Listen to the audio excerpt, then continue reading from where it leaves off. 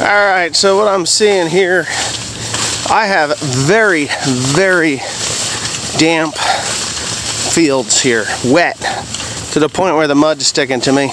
This grass should not be here. I'm going to explain the failure in the herbicide, which is partially my fault because I didn't read 100% of what it was supposed to be. It should look like this, but the herbicide I used was the same herbicide I used last year.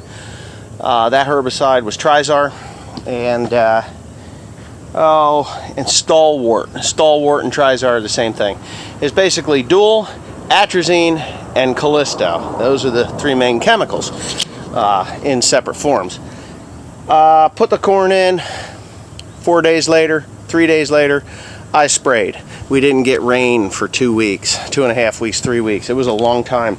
Corn was up in no time at all. The day after I sprayed the Trizar Stalwart herbicide, corn was through the ground. Should have waited. Apparently I would have been able to use that herbicide up until about like the third or fourth leaf stage, but I was worried. I didn't want to spray after emergence because some of these things would create a chemical burn. That's on me. So if I'd have done that like a week later or a week and a half later, I would have been perfectly fine. Life would have been okay. Look how these deer took off running and then hit the brakes for that wall. So anyway, you will see what I'm seeing here is that the grass is here. There's grass here, and I'm not happy about it at all because this is yield robbing shit. It's probably going to hit maturity and then fall over dead in a matter of no time, but that is what my problem is out here. I'm noticing that there's some non-tasseling corn or late tasseling corn in here, and I can honestly say that that's going to affect my yield. I ain't going to get what I want out of this field because of that, but I do need to see why it is as bad as it is. And of course, no, this is normal. This is just the grass strip between. I sprayed 2,4-D over the top of this to get some of the regrowth down. I want this to be completely grass, and in a couple of years after these pieces of wood that we trimmed are rotted down enough, I'm going to brush hog it. So still have the cocklebur fight. Ain't going to get away from the cocklebur fight. This is where Timmy Cornpicker came down and did a little bit of berm work. We did put grass in here. His berm worked perfectly.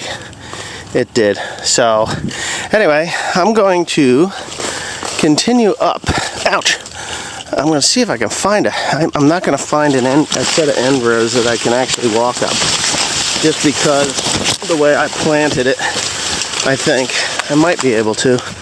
Now, what I'm worried about is up here, and I'm going to shut the camera off because nobody wants to see what I'm dealing with. They want to see what the mess. So here's some of my concern with the corn. See, this is just tasseling now, but it is short, and I was afraid that it was going to be full of fall panicum. Look, why is that? Is this an overlap, a herbicide by any chance? I mean, I do have some fall panicum here, but I don't see why it is like this. It's not a lack of fertilizer, I can tell you that. It's not a lack of nitrogen, it's not a lack. There is some deer presence here, heavy deer presence. I got a feeling, and I'm pretty sure, well, here's some grass. This is what pisses me off, this stuff. But this is kind of expected when you have no canopy. No canopy. Weird. Weird. We had a fairly even spread of fertilizer, obviously, and we had a fairly even, well, my the only thing that I could attribute this to is overlap of herbicide, but that wouldn't make sense. I didn't have an issue there. I didn't have any herbicide issues. I didn't have any sprayer issues. It's weird. It's weird. Now, I know that this was particularly dry here in this area. This field has dry spots in it. Some pretty heavily dry spots. But this just doesn't make any sense to me. Really. And it's just an area like this. Now, this is definitely that area. So I don't know. I don't know what it's going to do. It's going to screw up the yield for sure. Got deer problems. They're knocking it off. So there's a pretty heavy deer presence here. I can't say that it's an over application of the herbicide because the grass is here. Comes an airplane coming in. The grass is here. It just seems weird. We've got plenty of moisture here. Plenty of moisture. I'm going to see if there's some root burn. Let's pull up some roots.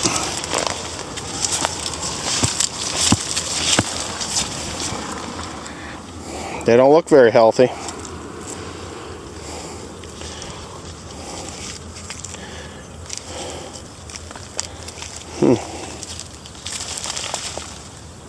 They don't look healthy at all. Gonna get something. I shouldn't even be able to pull that up. I should not be able to pull that up at all.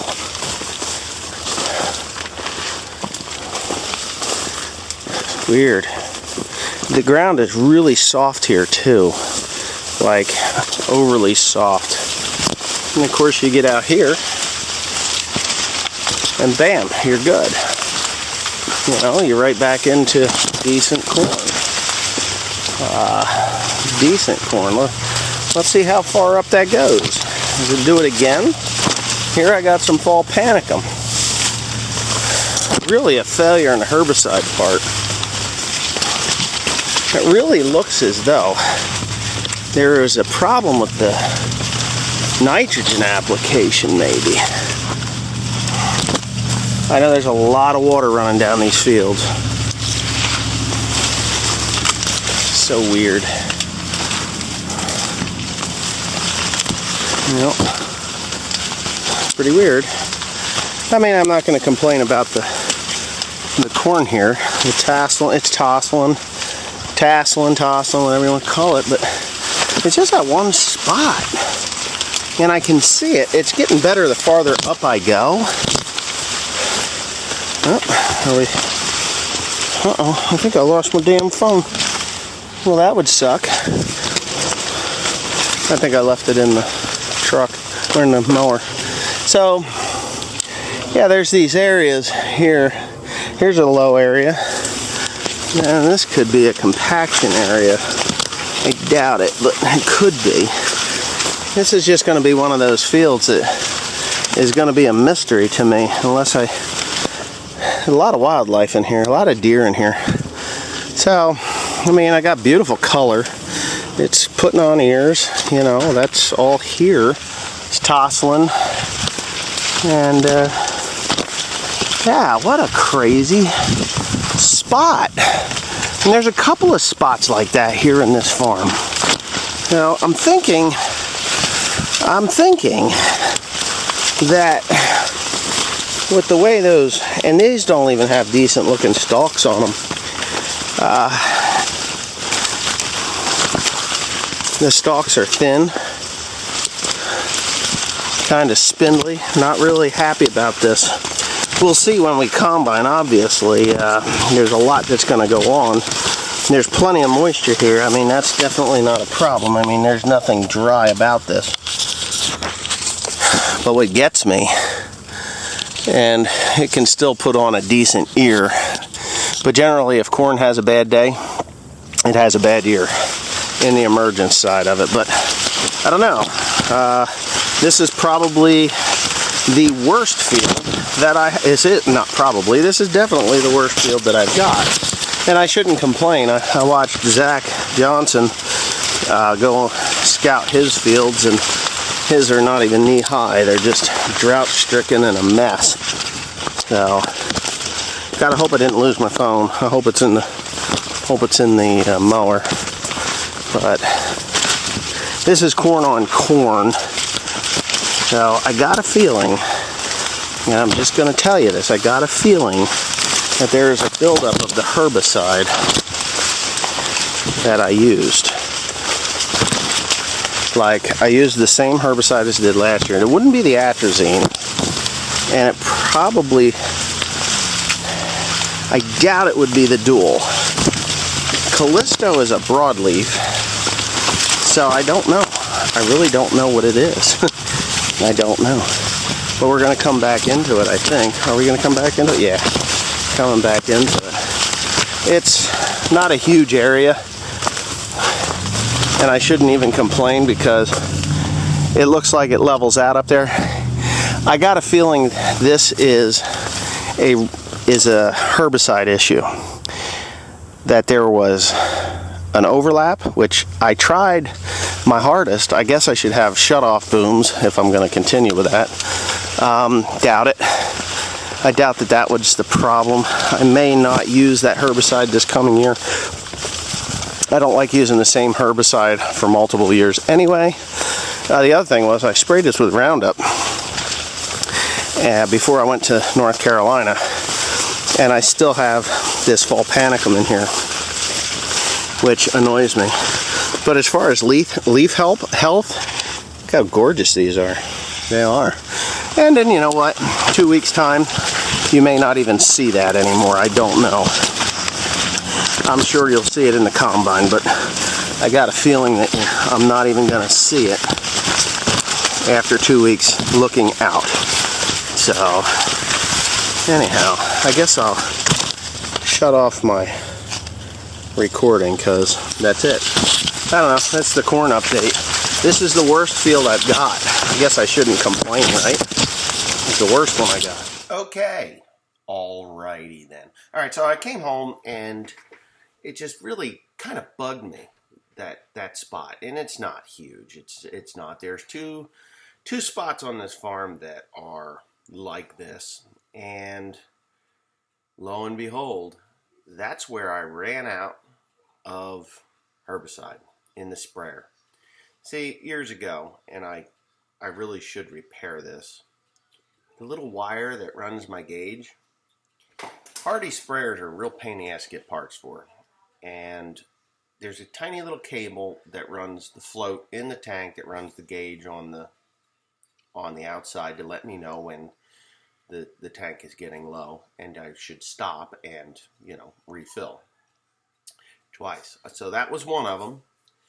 That was one of the places that I ran out of herbicide, and I went over it again because I wasn't sure, and that's why I've got this waviness out there. And of course, when I got to the top of the hill, that's where I had stopped because I had, you know, I know where I ran out, you know, and I got it primed up again and then went over it, and then the rest of the field is fine. So in 2 spots on that farm, I ran out of the herbicide and I had to redo. Yeah, fire it up again. The rest of the corn and all the other places is perfect. I really don't have any issues other than a wet spot or a low spot. It's you know, drowned it out. But those are in small areas, not even quarter acres. So anyway, that's just what it is. I pretty much evaluated while you were watching this very shaky video. I'm sure there was a lot of dizzy people that had to turn it off because it was just like all over the place because I'm looking, you know, it's called scouting. There's no insects there. There were no insects in the fields. These are fully stacked varieties, and the root burn really concluded to me that it was a herbicide burn. I'm not blaming anybody in the past or their past farming practices, but this was a sod farm at one time. And I mean, corn is a grass, so I wouldn't think that there would be an issue there. But even last year in this very spot, it was a low spot there. So I didn't run out of herbicide in that spot because I started on a different field when I started the spraying process here. So anyway, I hope you enjoyed that, and we will monitor that. That fall panicum really, really annoys me. It is not foxtail. There is some foxtail in there, but not much. But for the most part, it's fall panicum, and that fall panicum really came on too soon, if you ask me. I mean, if that is foxtail, which it doesn't identify to me as foxtail, looks like fall panicum. But if it is foxtail, then it's dead now. It will be a non-issue from this point forward, and there's enough to carry this corn through, even though that foxtail or fall panicum had come through. It hasn't headed out yet. That's why I don't have a 100% identification. But there are several spots. When I sprayed Roundup on it, we had a shower come through right like shortly after that, and even though it killed, it did have a kill on it. I got a feeling that there were some small seedlings that were emerging as I sprayed that Roundup, and that's what you see there. But I don't know. We'll see what the impact is. I don't see huge bushel numbers out of that field, or even the field next to it. But the rest of the farm, gorgeous, weed free. It's good. It's good because I came back the next day and straightened it out. But anyway, that's what happens when you over apply herbicide, or when you have an overlap in your herbicide, and that's why row shutoff or nozzle shutoffs as you go work really well. And the sprayer that I used actually had nozzle shutoffs on it, or row shutoffs automatically back when I bought it. But I bought it on auction, and somebody felt that I paid too little for the sprayer, so they pulled the radar and everything off of it, which kind of stinks, but it's life. It's what happens when you're not there at the auction. I bought it online auction, and but that's it. That's just the way it is. So anyhow, yeah, tomorrow's video will more than likely be a haymaking video. So here's some farming for you.